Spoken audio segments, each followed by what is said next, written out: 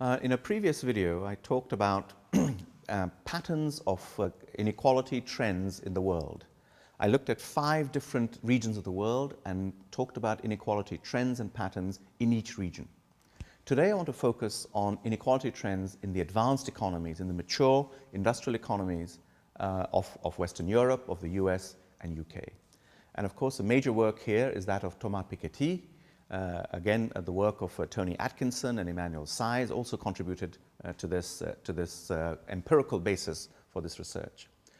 And the research essentially shows that there has been tremendous increase in inequality in advanced economies. But what explains this increase in advanced economies? And there's a particular line of theorizing which I would like to take up in this context. 60 years ago, Nicholas Kaldor, a great British economist, put forward a series of stylized facts which he thought that economic theory would have to explain. And these were stylized facts that he saw in the world of his time from 50 years previous to when he was writing. And among these stylized facts were the constancy of the share of capital in total national income. So the constancy of factor shares, the constancy of the share of capital in national income was a key stylized fact which Kaldor put forward. And in fact, what has happened in the last 25, 30 years, according to the work of Thomas Piketty and others, is that the share of capital in national income has increased quite dramatically over the last 35 years. The question is, how can this be consistent with another stylized fact which we see in today's era, which is that the capital output ratio, the ratio of capital to national income, has also increased. And there's much debate amongst theorists as to whether these two stylized facts for our current era, the rising capital output ratio and a rising share of capital in national income, can together be made consistent. And we know that if we apply a marginal productivity theory of income distribution, in other words, where factors are paid their marginal product in competitive factor markets, then these two stylized facts cannot be reconciled very easily. Technically speaking, what you need is an elasticity of substitution between capital and labor which is greater than 1. And this is empirically almost never found to be the case. So we seem to be in a bind where our standard ways in which we think about how capital and labor are remunerated, and from that, if we calculate the share of capital in national income, that the trends in that share are inconsistent with the other stylized fact that the capital-labor ratio has been increasing, that the capital output ratio has been increasing.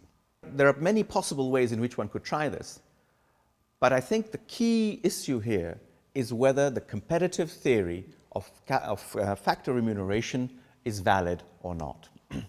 In particular, the role of economic rents in determining the distribution of national income is crucial, as Joe Stiglitz has put forward, and Joe Stiglitz has talked about this in some of his writings. And let me give you 2 examples that Joe Stiglitz gives, which I think are really quite illuminating. Firstly, take housing on the French Riviera. Okay?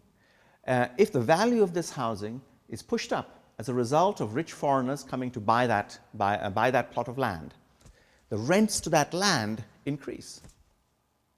And the purchasing power of those who own that land also increase. And that will be revealed in national accounts as being an increase, certainly in the share of income going to wealth. However, the land facing the Riviera hasn't changed at all. The physical input to production hasn't changed at all.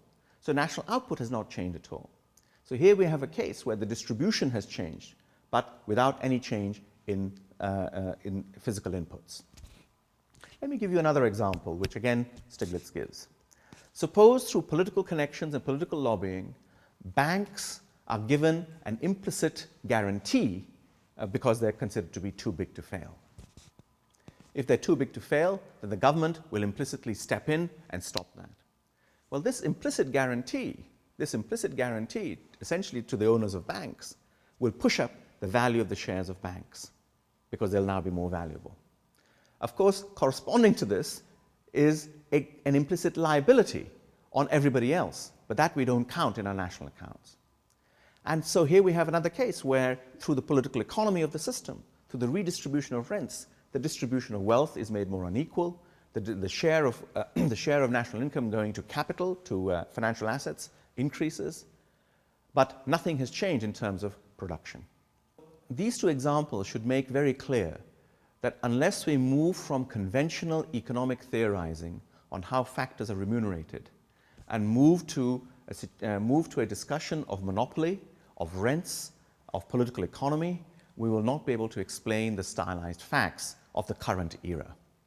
Perhaps the Caldor stylized facts from 60 years ago could be explained by conventional economic theorizing, but conventional economic theorizing simply will not do to explain the inequality changes of our era.